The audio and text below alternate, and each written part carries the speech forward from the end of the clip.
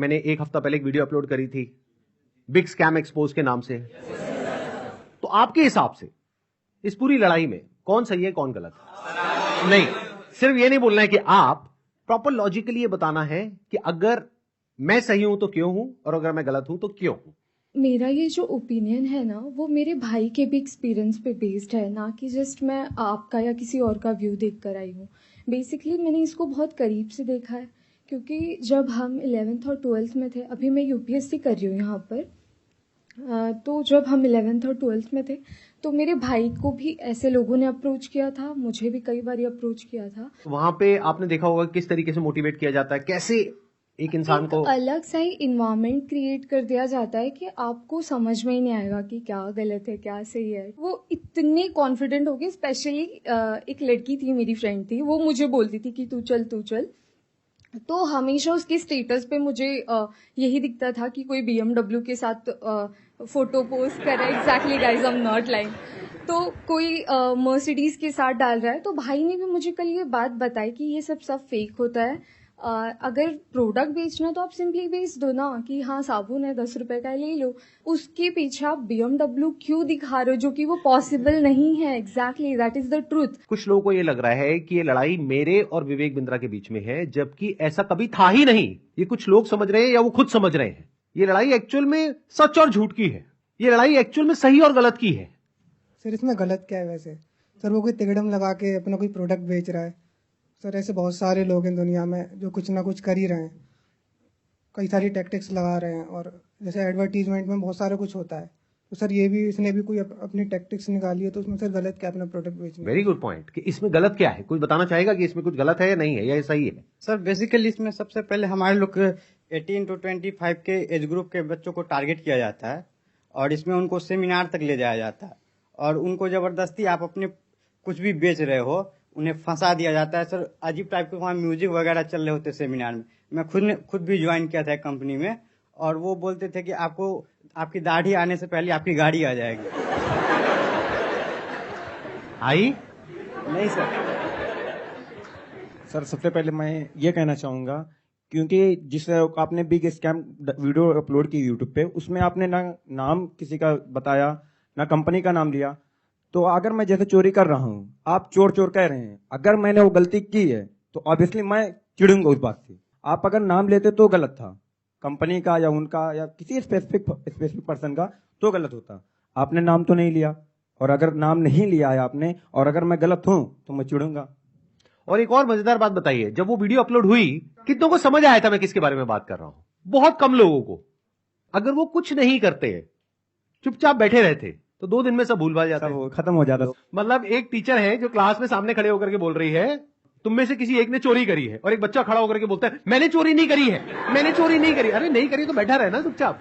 Sir इस पे मैं अपने थॉट शेयर करना चाहूंगा। सबसे पहले तो कोई कोर्स बेचना या प्रोडक्ट बेचना कोई गलत नहीं है, लेकिन प्रोडक्ट का अगर आप 50,000 का बेच रहे हो तो उसकी औकात भी होनी चाहिए उतनी। उनके प्रोडक्ट की औकात है 100 रुपए की, लेकिन बेच रहे 50,000 में। सर एक पॉइंट और मैं शेयर करना चाहूंगा। प्लीज बोलिए। लाइक किसी को पसंद नहीं आया और आप उससे कह रहे हो कि आप दूसरों को सेल करो, तो वो उससे ही बड़ा स्कैम है। असली स्कैम ये है, ध्यान से समझ लो सब लोग, कि एक प्रोडक्ट जो आपको पसंद नहीं आया, आप अपने पैसे वापस मांग रहे हो, लेकिन आपको कहा जा रहा है अगर आपको अपने पैसे वापस चाहिए तो अपने जैसे और 4 बेवकूफ पकड़ करके लाओ और उस पर 30% 35% जो भी है कमीशन लो, और जो आपने पैसा लगाया वो पूरा पैसा आपको वापस। ये स्कैम है। अच्छा, इसी में अगर कोई जेन्युइन प्रोडक्ट हो तो क्या ये स्कैम है? नो सर, नहीं है। ये भी ध्यान से समझ लेना। तो मजे की बात यह है कि जब मैंने स्कैम को एक्सपोज किया तो ऐसी हजारों कंपनीज हैं इंडिया में, उनमें से सिर्फ एक ही कंपनी वाले और उस कंपनी का मालिक नहा धो करके मेरे पीछे पड़ गया। इसका मतलब क्या निकालोगे? अब आ करके कह रहे हैं कि बताओ इसमें स्कैम क्या है। तो ठीक है, मैं बताता हूं स्कैम क्या है। आज अच्छे से बताता हूं और पूरी दुनिया को समझाता हूं कि स्कैम होता क्या है। तो एक काम करते हैं, एक वीडियो देखते हैं। उस वीडियो को देखने के बाद में आप लोग अपने व्यूज बताइएगा कि स्कैम है या नहीं है। दोस्तों मेरा नाम नीरज है, मैं राजस्थान जोधपुर से हूँ। बड़ा बिजनेस है। अभी 5 दिन पहले 4 तारीख को 4 सितंबर को मुझसे एग्रीमेंट पे साइन करवाए और बोले कि आपका जो ये केस है हम सोल्व कर देंगे और जो आपका बाकी पेमेंट है वो हम आपको रिफंड कर देंगे। 4 तारीख के बाद हमारा एग्रीमेंट हुआ। मुझे सेटलमेंट एग्रीमेंट दिया कि आप एग्रीमेंट पे साइन करो, इसको अच्छे से रीड करो, पढ़ो इसको, फिर आप साइन करके हमें भेजो, तब हम आपका जो पैसा है वो हम आपको रिफंड कर देंगे। मेरा जो भी पैसा है मैक्सिमम जो है अब 35,000 मेरा पैसा बड़ा बिजनेस में भी बाकी है। लॉस तो अगर मैं बोलूँ तो मेरा कैश का 1 लाख का मेरा लॉस हुआ है 2 साल के अंदर। एक साल मैंने फुल काम किया, डीएमटी भी पैसा खर्च किया, आना जाना बहुत स्ट्रगल किया, लेकिन पैसा नहीं कमा पाया। 1 लाख का मैं लॉस करके बैठा हूँ। लेकिन जो बड़ा बिजनेस को मैंने दिया था उसमें मेरा 35,000 अभी बाकी है बड़ा बिजनेस लेने का। और जो हमारा एग्रीमेंट का साइन हुआ था वो हुआ था 40,000 का। तो मेरा समीर करके नाम है, तो उन्होंने मुझको एग्रीमेंट दिया और बोला कि 40,290 रुपये जो अमाउंट है वो आपके हम अकाउंट में ट्रांसफर कर देंगे जब आप एग्रीमेंट साइन करके हमें भेजोगे उसके बाद। तो मुझे 2-3 दिन बोलते रहे, सर कल होगा, परसों होगा, 24 घंटे 48 घंटे ऐसे ही बोलते रहे। लास्ट में आके बोला सर आपको रिफंड नहीं होगा, आप हमारे रिफंड कैटेगरी में नहीं आते। और उसके बाद मेरे को बोला सर हमारे सीनियर आपको कॉल करेंगे, लेकिन उनके किसी भी सीनियर्स का मेरे पास कॉल नहीं आया, ना मुझे व्हाट्सएप पे रिप्लाई दे रहे हैं। यहाँ पे कुछ पोस्ट हैं वो भी मैं आपको शेयर कर दूंगा स्क्रीनशॉट, जो आप देख सकते हो कि कितना बड़ा मेरे साथ फ्रॉड हुआ है। तो अगर आपको भी ऐसे सेटलमेंट एग्रीमेंट दिया जाता है कि आप साइन करिए और आपको पैसा हम रिफंड दे देंगे, तो मेरे दोस्तों ये बिल्कुल भी भूल कर भी मत करना एग्रीमेंट साइन। पहले आप उनको बोलो कि पहले पेमेंट दो, उसके बाद हम एग्रीमेंट साइन करेंगे। देखो भाई एग्रीमेंट क्या है, क्योंकि हम मिडिल क्लास फैमिली से गरीब लोग हैं, हमें सिर्फ अपने काम से मतलब होता है ना। तो हमें जब अपना पैसा मिल जाएगा तो हम पैसा लेके हमें क्या करना बड़ा बिजनेस है ना, हम उनके बारे में नेगेटिव क्यों बोलेंगे। उसके बाद इन्होंने मुझसे वीडियो भी बनवाया, मेरा यूट्यूब चैनल था वो भी डिलीट करवा दिया, व्हाट्सएप ग्रुप भी डिलीट करवा दिया, लेकिन मेरा पैसा इन्होंने रिफंड नहीं किया। जो उन्होंने बोला मैंने वो किया, लेकिन मेरा पैसा इन्होंने रिफंड नहीं किया है। इसलिए मैं दोबारा सब वीडियो बनाना सोशल मीडिया पे, जब तक मेरा पैसा नहीं मिल जाता है मैं तब तक वीडियो बनाता रहूंगा और अपनी लड़ाई में लड़ता रहूंगा। अगर वो मेरी तरफ लीगल एक्शन भी मेरे ऊपर लेंगे तो उसका भी मेरे को कोई दिक्कत नहीं है, क्योंकि वैसे भी हम बर्बाद हो चुके हैं, हमारा पूरा सब कुछ है जो उजड़ चुका है ना। तभी इससे बुरा हमारे साथ जो भी होगा वो देखा जाएगा, और जो बुरा हमारे साथ हो चुका है इससे ज्यादा बुरा हमारे साथ नहीं हो सकता है ना, और ना भी वो कर सकते। जितना बुरा होना था वो हमारे साथ हो चुका है। मैं जब भी आईबीसी के बारे में सोचता हूँ मुझे ऐसा लगता है कि मेरा पैसा भी बर्बाद हो गया, मेरा टाइम भी बर्बाद हो गया। मैंने इतना ट्रस्ट किया था विवेक बिंद्रा जी पर, मेरा ट्रस्ट भी चला गया और मुझे सुसाइडल थॉट आते हैं। और मैं अगर कंपनी मेरा पैसा रिटर्न नहीं करती है तो मैं सुसाइड करूंगा। और मैंने 10-12 वीडियो बना करके अलग अलग चैनल पर डाल दिए हैं और शेड्यूल कर दिया है। मेरे ना होने के बाद वो वीडियोस रिलीज होते जाएंगे, जिसपे मैंने बताया है कि किस तरीके से मैंने डॉक्टर विवेक बिंद्रा जी का वो सब भी लगा दिया कि मेल पर कि मैंने पैसा डाला था, और मेरा चैनल स्ट्राइक पड़वा दी गई है। और मुझे बोलने की भी वो नहीं दिया कि मैं बोल सकता हूँ, इसलिए मैं ये बिल्कुल नए चैनल पर ये वीडियो डाल रहा हूँ। और मैंने 10-12 वीडियोस और बना के रखे हैं, जो मैं 10-12 अलग अलग चैनल्स पर मैंने डाल दिए, अपलोड कर दिया है, शेड्यूल कर दिया है। अगर बड़ा बिजनेस की टीम मुझे मेरा पैसा नहीं लौटाती है तो मेरे पास कोई ऑप्शन नहीं रहेगा, क्योंकि मुझे अभी फिलहाल में वो पैसा चाहिए कैसे भी करके, क्योंकि जिन लोगों से मैंने पैसा लिया है वो लोग डे नाइट मुझे परेशान कर रहे हैं। मैं आपको बताना चाहूंगा कि ये वीडियो हमने रिकॉर्ड नहीं करी है, ये YouTube पर अवेलेबल है, और ऐसी 1-2 नहीं बहुत सारी वीडियोस अवेलेबल है अलग अलग लोगों की। और बहुत सारे ऐसे बच्चे हैं जिन्होंने ब्याज पे पैसा लिया है, हम लोग शायद समझ भी नहीं सकते कि इन लोगों के ऊपर क्या बीत रही है। और ऐसी 1-2 नहीं बहुत सारी वीडियोस हैं, आप जाकर के YouTube पे सर्च कर सकते हैं। अब जरा इस इंसान के बैकग्राउंड को देखो कि इंसान है कौन। ये अपने नाम के आगे क्या लगाते हैं? डॉक्टर। जब यहां पर ये आए थे तो मुझे लगा था डॉक्टर है, लेकिन बाद में जब मैंने रिसर्च करी अभी पिछले 1 हफ्ते में ये सब जो हुआ है, तो मुझे पता लगा इन्होंने कोई MBBS नहीं किया है इंडिया की किसी भी यूनिवर्सिटी से, या US से, UK से, कहीं से कुछ नहीं किया है।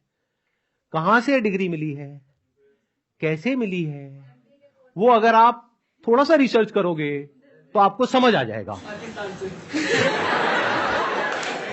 किसने बोला पाकिस्तान से? देखो मैं आपको हिंट देता हूं, पाकिस्तान इंडिया का नेबर है, ऐसे ही इंडिया का एक नेबर है बांग्लादेश, श्रीलंका। अभी काम करते हैं, अब लीगली बात करते हैं कि स्कैम है या नहीं है, कि मतलब हमारी कंट्री का जो लॉ है वो क्या बोलता है, उसको स्टडी करते हैं। उसके लिए मेरे पास में कुछ डॉक्यूमेंट्स हैं। इसका मैं लिंक दे दूंगा अपने वीडियो के डिस्क्रिप्शन में नीचे, तो आप क्लिक करके डायरेक्टली जाकर के गवर्नमेंट की जो वेबसाइट्स हैं वहां पे जाकर के देख सकते हैं, पढ़ सकते हैं। ये मैं नहीं कह रहा हूं, हमारी कंट्री की गवर्नमेंट कह रही है, ये उनके नोटिफिकेशंस हैं। सबसे पहले ये समझो कि ये जो स्कैम्स है ना इस तरह के, ये आज से नहीं चल रहे हैं, ये पिछले 100 साल से चल रहे हैं। तो इसके लिए 1978 में एक एक्ट बना था जिसको बोलते हैं prize chit and money circulation act, जहां पर के इस तरह की जो मनी सर्कुलेशन स्कीम्स होती हैं या पिरामिड स्कीम्स होती हैं उन सबको बैन कर दिया गया था। मतलब क्या कि अगर आप एक कंपनी खोलते हो और किसी से पैसा लेते हो, फॉर एग्जाम्पल मैंने एक कंपनी खोली, वहां पे मैंने आपसे 1 लाख रुपए लिया और आपको बोला कि आप आगे किसी को ज्वाइन करा दो, तो जब आपने किसी को आगे ज्वाइन कराया, अपने फ्रेंड को, रिलेटिव को, किसी को भी और कैसे भी, तो उसमें आपको कितना मिला? 30,000। 70,000 किसको मिला? कंपनी को। तो ये स्कीम इस तरीके से आगे बढ़ती रहती है, यानी वो जो पैसा आ रहा है वही पैसा पब्लिक से लेकर के पब्लिक में ही रोटेट कर दिया जाता है। और एक ऐसा पॉइंट आता है जब जाकर के पूरा का पूरा जो पिरामिड है ये कोलैप्स कर जाता है। तो यहां पर जो लोग टॉप पे बैठे होते हैं वो तो पैसा कमा लेते हैं, बट जो बॉटम ऑफ द पिरामिड है उन सबका पैसा डूब जाता है। और फिर या तो ये कंपनीज बंद हो जाती हैं या भाग जाती हैं पैसा लेकर के। पास्ट में ऐसा बहुत कंपनीज ने किया है, उसमें से बहुत सारी कंपनीज के जो ओनर्स हैं वो आज जेल में हैं। तो ये एक प्रॉपर स्कैम है जिसको गवर्नमेंट ने बैन किया हुआ है। फिर सवाल उठता है कि जब ये बैन है तो लोग कैसे कर रहे हैं? देखो, ध्यान से सुनो, ध्यान से समझो। आपसे अगर मैं पैसा लेता हूं और आपको बदले में कुछ नहीं देता हूं तो वो तो इलीगल है। लेकिन मान लो मैंने आपसे पैसा लिया 50,000 रुपए, बदले में आपको एक 50 रुपए का प्रोडक्ट दे दिया, तो क्या वो लीगल है? इलीगल है?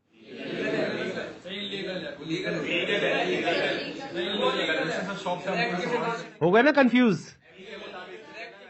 तो ये एक लूपहोल है, ये जो लॉ है उसके अंदर, इसको ये लोग यूज कर रहे हैं। मतलब गवर्नमेंट ने क्या कहा कि अगर आप किसी के घर का दरवाजा तोड़ते हो और अंदर जाते हो और चोरी करते हो तो आपको सजा होगी।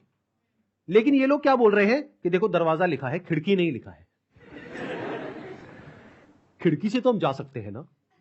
तो जो कंपनीज जेन्युइन है और जो फेक है उसमें सबसे बड़ा फर्क क्या होता है कि जो प्रोडक्ट है अगर लोग उसकी वजह से ज्वाइन कर रहे हैं और वही एडवर्टाइजिंग में कहा जा रहा है, वही उसका ओनर कह रहा है, तब तो वो जेन्युइन है। मेरे हाथ में ये रिजर्व बैंक ऑफ इंडिया का सर्कुलर है। इसमें क्लियरली आरबीआई ने यानी रिजर्व बैंक ऑफ इंडिया ने कॉशन किया है public against multi level marketing activities. इसमें मैंने कुछ पॉइंट्स को हाईलाइट किया हुआ है, उसको मैं एक बार आपको एक्सप्लेन कर देता हूं।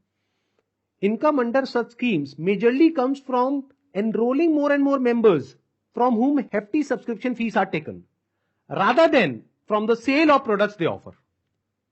तो ये आरबीआई का कहना है। मतलब देखना ये है क्या वो जो प्रोडक्ट है और सर्विस है उसका जो प्राइस है वो मार्केट से थोड़ा ज्यादा है या बहुत ज्यादा है। अब आपको एक बहुत मजेदार बात बताता हूं। ये सिखा रहे हैं 10 दिन का एमबीए। 10 दिन में कौन सा एमबीए होता है? मतलब इस हिसाब से आईआईएम और ये जितने टॉप एमबीए कॉलेजेस हैं उसकी प्रिपरेशन के लिए लोग कोचिंग में जाते हैं, तैयारी करते हैं कैट को क्रैक करने के लिए, उस सबकी तो कोई जरूरत ही नहीं है। साक्षात विवेक बिंद्रा जी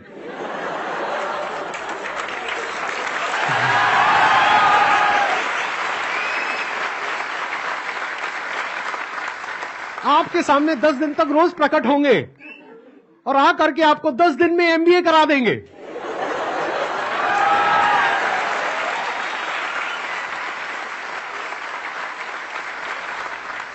प्रोफेसर साहब एक बात बताइए, आपने अपनी वीडियो में बोला कि एक इमेज मैं 20,000 रुपए की बेच रहा हूं, तो क्या वो स्कैम नहीं है?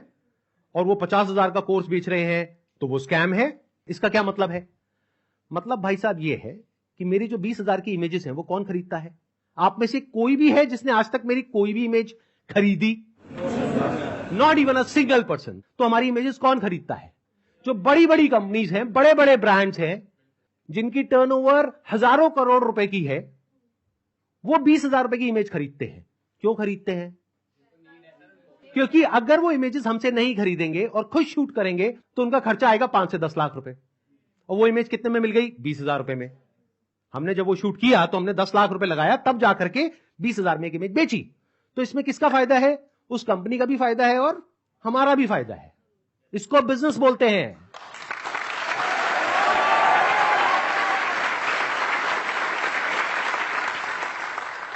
देखते हैं आरबीआई और गवर्नमेंट ऑफ इंडिया क्या कहती है उनके बिजनेस मॉडल के बारे में। The Reserve Bank has also said that acceptance of money under money circulation, multi-level marketing, pyramid structures is a cognizable offense under the Price, Chit and Money Circulation Banning Act 1978. Members of public coming across such offers, ध्यान से सुनना, should immediately lodge a complaint with the state police. ये RBI कह रही है कि अगर आपके साथ में ऐसा कुछ हुआ है तो आपको क्या करना है? You should immediately lodge a complaint with the state police. अब एक और नोटिफिकेशन है जो बहुत इंपॉर्टेंट है, इनफैक्ट मोस्ट इंपॉर्टेंट है इस पूरी की पूरी डिस्कशन के लिए। जितनी भी एमएलएम स्कीम्स चल रही हैं, पिरामिड स्कीम्स चल रही हैं, डायरेक्ट सेलिंग कंपनीज चल रही हैं, एफिलिएट मार्केटिंग कंपनीज चल रही हैं, कि वो लीगल है या इलीगल है, ये कैसे समझा जाए। तो इसके लिए गवर्नमेंट ऑफ इंडिया ने 2021 में एक बहुत ही अच्छा स्टेप उठाया। ये मेरे हाथ में एक नोटिफिकेशन है गवर्नमेंट ऑफ इंडिया का, मिनिस्ट्री ऑफ कंज्यूमर अफेयर्स का। उसमें क्या कहा गया है? ये टोटल 13 पेज का डॉक्यूमेंट है, जिसमें क्या कहा गया है? The central government hereby proposes to frame consumer protection direct selling rules 2021। 2021 में आए थे ये। इसके बारे में बहुत लोगों को पता ही नहीं है, इसलिए ये स्कैम इतने आसानी से चल रहे हैं। अगर पता हो तो इनकी दुकान 2 दिन में बंद हो जाए।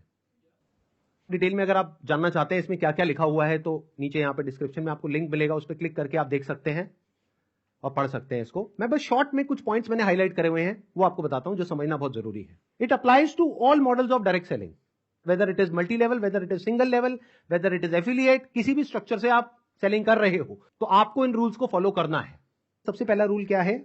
It has no provision that a direct seller will receive remuneration और incentives for recruitment oblique enrolment of new participants in the direct selling business except as a result of sale of goods और services by them.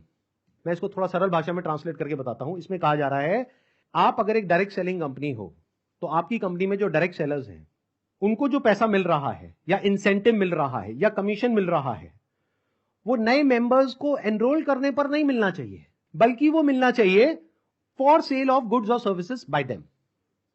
वो जो company goods और services दे रही है उसकी value क्या है? अब ये कौन डिसाइड करेगा? जिन्होंने वो परचेज किया। अगर तो उन्होंने 50,000 का कोर्स परचेज किया इनकी कंपनी से और वो सब सेटिस्फाइड है तो कोई प्रॉब्लम ही नहीं है। बट अगर उसमें से 99% लोग सेटिस्फाइड नहीं और अपना पैसा वापस मांग रहे हैं और ये पैसा वापस नहीं कर रहे हैं तो ये स्कैम है ना। बिंद्रा जी आपने पूछा था ना क्यों है ये स्कैम, तो बता रहा हूं आपको। इसमें कहा गया है, इट अलाउज और provides for a buy back or repurchase policy for currently marketable goods which are not unpacked or services sold to the participant at the request of the participant at reasonable commercial terms। मतलब कि कोई buyback का option होना चाहिए। किसी company ने आपको 50,000 रुपए के कुछ प्रोडक्ट्स या सर्विसेज दे दी, अब आप कहते हो मेरे किसी काम की नहीं है, तो अब आप उसका क्या करोगे? उस कंपनी को एक बायबैक पॉलिसी देनी पड़ेगी। अब देखना, ध्यान से सुनना, ध्यान से समझना। बायबैक आप किस चीज पर दे सकते हो? जिसकी कोई मार्केट वैल्यू हो। मतलब कि गवर्नमेंट क्या कह रही है यहां पर कि आप कोई ऐसा प्रोडक्ट बेचो डायरेक्ट सेलिंग में जिसकी कोई मार्केट वैल्यू हो, क्योंकि अगर 3 महीने बाद वो इंसान आकर के कहता है कि ये लो आपके प्रोडक्ट्स वापस, तो उस कंपनी को पता है कि ये प्रोडक्ट्स पैक्ड है, तो ये प्रोडक्ट्स हम किसी और को दे देंगे, तो ना कंपनी का नुकसान हुआ ना कस्टमर का नुकसान हुआ। बट अगर कुछ आपने ऐसा बेच दिया है जिसकी कोई मार्केट वैल्यू नहीं है, फॉर एग्जाम्पल आपने कोर्स खरीदा इनसे, अगर आप जा करके किसी को बोलते हो कि कोर्स मैंने 50,000 का लिया है, आपको 5,000 का देती हूं, ले लो, कोई लेगा? 500 रुपए का लेगा?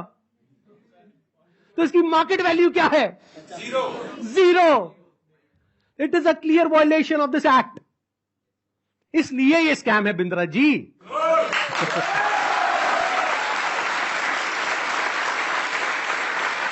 उन्होंने एक बहुत बड़ी गलती कर दी। It was never meant to be Sandeep Maheshwari versus Vivek Bindra. It was just an awareness video. जबरदस्ती आ करके बीच में छलांग मारी है उन्होंने, जबरदस्ती। मेरा मकसद सिर्फ किसी एक पर्सन को टारगेट करना नहीं है, बल्कि सबको अवेयर करवाना है कि देखो दुनिया में ऐसा कुछ हो रहा है, तो बच करके रहो। Misselling means recklessly misrepresenting a product और service in order to successfully complete a sale. It also includes providing consumers with misleading information about a product or service. This can involve omitting key information, मतलब key information आप उनसे छुपा रहे हो, about a product or providing information that makes the product appear to be something it is not. मतलब कि अगर सरल भाषा में बोला जाए तो आप ऐसा नहीं कर सकते कि आप दिखा कुछ और रहे हो और दे कुछ और रहे हो। उन्होंने अपनी एक वीडियो में नहीं, पता नहीं कितनी वीडियोस में खुलेआम खुद उन्होंने, विवेक बिंद्रा ने खुल करके बोला है कि अगर आप महीने का 10 लाख रुपए नहीं कमा सके तो मैं आपके सारे पैसे वापस कर दूंगा। अब एक सबसे इंपॉर्टेंट क्लॉज आ रहा है, इसके बाद मैं एक वीडियो प्ले करूंगा। क्लॉज नंबर 7 का 2E एक पर्टिकुलर क्लॉज है जो सबसे इंपॉर्टेंट है इस पूरे के पूरे सर्कुलर में। इसको ध्यान से सुनना, ध्यान से समझना। A direct selling entity and direct seller shall not refuse to take back spurious goods or deficient services and refund the consideration paid for goods and services provided. इससे कोई फर्क नहीं पड़ता कि आपने उस कंपनी के साथ में क्या एग्रीमेंट किया है, फर्क इससे पड़ता है कि लॉ क्या है। फॉर एग्जाम्पल, आप किसी के साथ में एग्रीमेंट करते हो किसी का मर्डर करने के लिए, तो आप कोर्ट में जाकर के ये नहीं बोल सकते थे कि हमारा एग्रीमेंट था। क्यों? क्योंकि जो कंट्री का लॉ है वो किसी भी एग्रीमेंट के ऊपर है। The law of the land supersedes all agreements. तो आप लोग जो डर रहे हो ना कि हमने उनके साथ में कॉन्ट्रैक्ट साइन किया, एग्रीमेंट साइन किया है, अरे पहले लॉ को तो देख लो, लॉ क्या कहता है।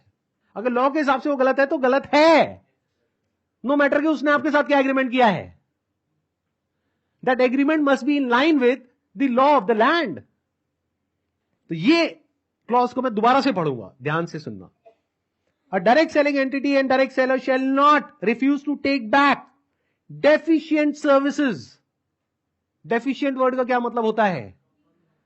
कोई भी ऐसी सर्विसेज जिसमें किसी भी तरह की कोई कमी है और जो कंज्यूमर है वो कहता है कि ये जो आपने मेरे को कोर्स दिया है या प्रोडक्ट दिया है या सर्विस दिया है ये बेकार है, किसी काम की नहीं है, तो उस कंपनी को पैसा रिफंड करना ही पड़ेगा।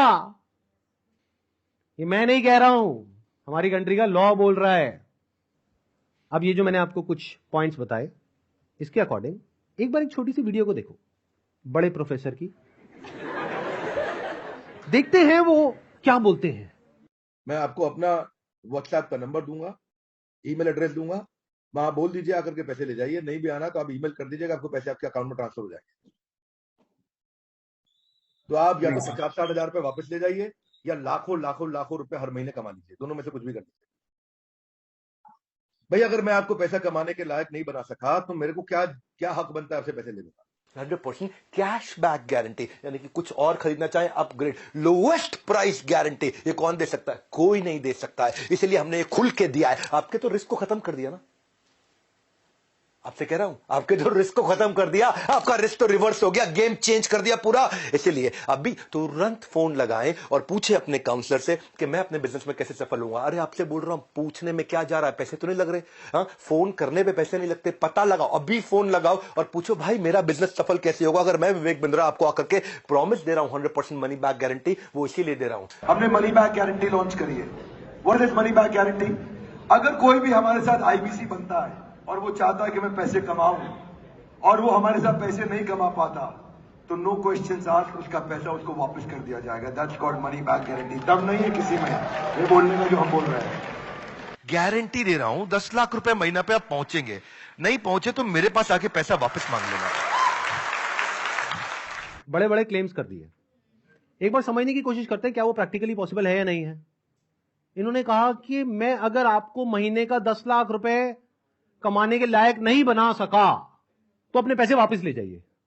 साल का 1 करोड़ रुपए अगर ये देना चाहते हैं आप लोगों को और 1 लाख लोग इनकी कंपनी में ज्वाइन कर चुके हैं, तो कितना पैसा चाहिए?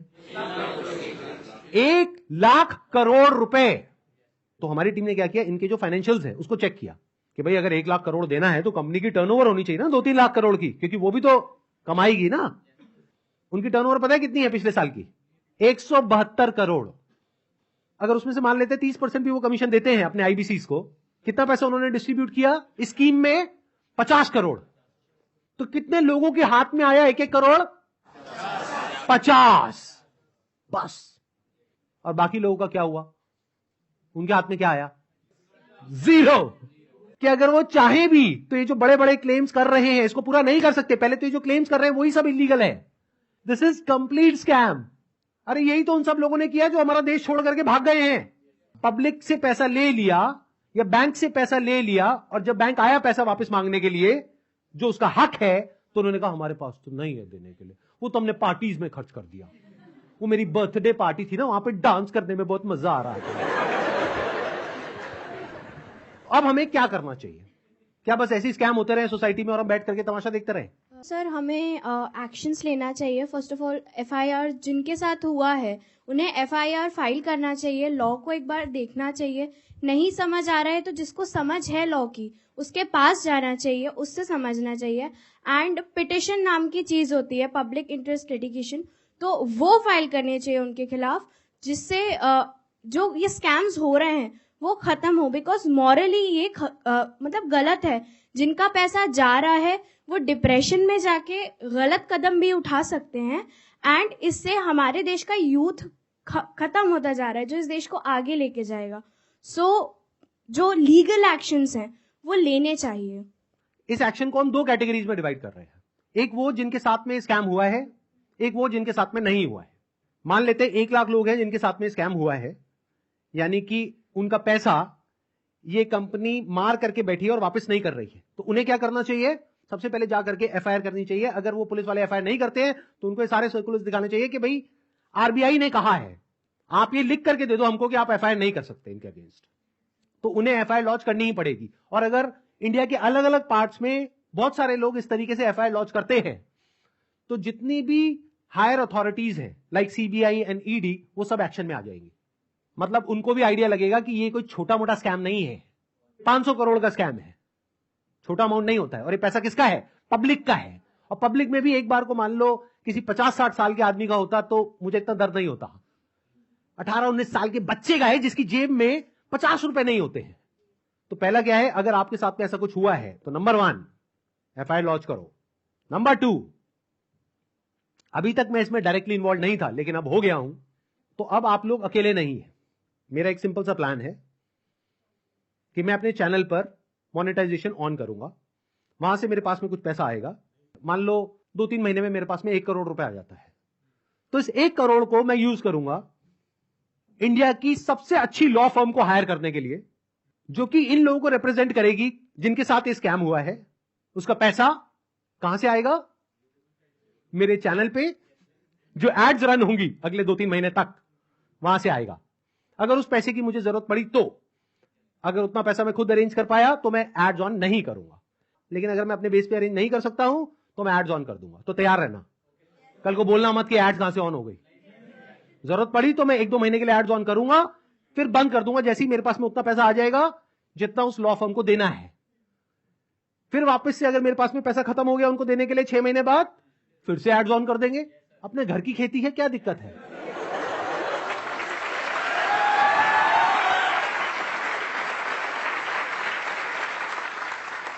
तो अब आप लोगों को क्या करना है, जिनके साथ में स्कैम हुआ है हमको ईमेल करिए। हमारा एक ईमेल आईडी है legal@sandeepmaheshwari.com।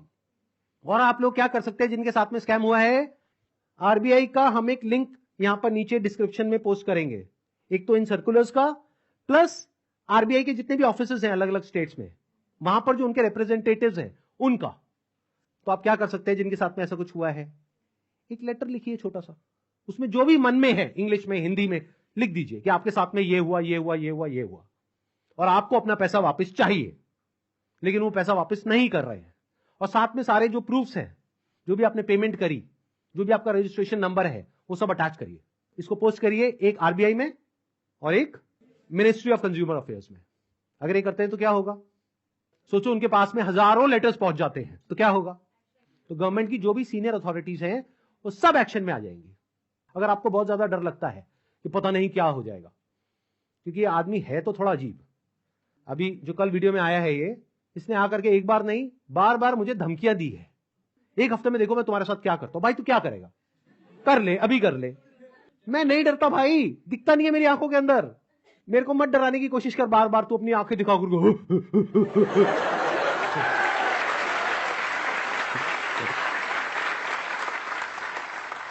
अगर मेरे को एक्चुअल में कुछ हो गया अगले 1 हफ्ते में तो सारा शक किस पे जाएगा, है ना।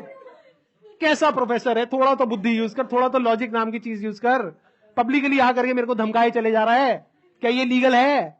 अच्छा, एक चीज ध्यान में रखनी है आप लोगों को जिनके साथ भी ये स्कैम हुआ है, चाहे आप हमको ईमेल कर रहे हैं, चाहे आप कहीं पर भी इस तरह से लेटर भेज रहे हैं या ईमेल्स भेज रहे हैं, जहां भी आप भेज रहे हैं, जो भी प्रूफ है पेमेंट का वो साथ में अटैच करिए और अपनी कॉन्टैक्ट डिटेल्स प्रॉपर तरीके से दीजिए, क्योंकि अगर आप हमको ईमेल कर रहे हैं तो हमारी लीगल टीम आपको कॉन्टैक्ट करेगी आपके फैक्ट्स को वेरीफाई करने के लिए। तो ये हो गया एक कैटेगरी उन लोगों की जिनके साथ में स्कैम हुआ है। अब बात करते हैं बाकी के लोग, जो आप लोग हो। क्या आप जेन्युइनली कुछ करना चाहते हो? कितने हैं जो जेन्युइनली कुछ करना चाहते हैं?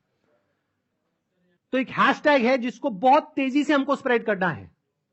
मतलब कि जब ये वीडियो अपलोड होगी उसी दिन ये हैशटैग हर जगह ट्रेंड करना चाहिए, हर यूट्यूब के कमेंट सेक्शन में, ट्विटर पर, इंस्टाग्राम पर, हर जगह इसके बारे में बात होनी चाहिए। उसके पीछे क्या वजह है? क्योंकि जैसे ये वीडियो अपलोड होगी उनको समझ आ जाएगा कि अब उनके लिए सारे दरवाजे बंद हो गए हैं, and it is just a matter of time जब उनके अगेंस्ट बहुत बड़े लेवल पर लीगल एक्शन होने वाला है। तो वो क्या करेंगे? वही जो पास्ट में ऐसे सब लोगों ने किया, वो देश छोड़ करके भागेंगे। इसका टाइम नहीं देना है। तो वो कब हो सकता है? जब आरबीआई के जितने भी सोशल मीडिया पेजेस हैं, मिनिस्ट्री ऑफ कंज्यूमर अफेयर्स के जितने भी सोशल मीडिया पेजेस हैं, वहां पर सब जगह ये हैशटैग ट्रेंड कर रहा हो, तो क्या होगा? इमीडिएटली उसके ऊपर एक्शन होगा। तो अब इनको रोकने का क्या तरीका है? एक हैशटैग है, ध्यान से सुन लो इस हैशटैग को, और ये यहां पे आ भी जाएगा नीचे और वीडियो में भी दिख रहा होगा आपको। Hashtag stop Vivek Bindra. रोको इसको भाई।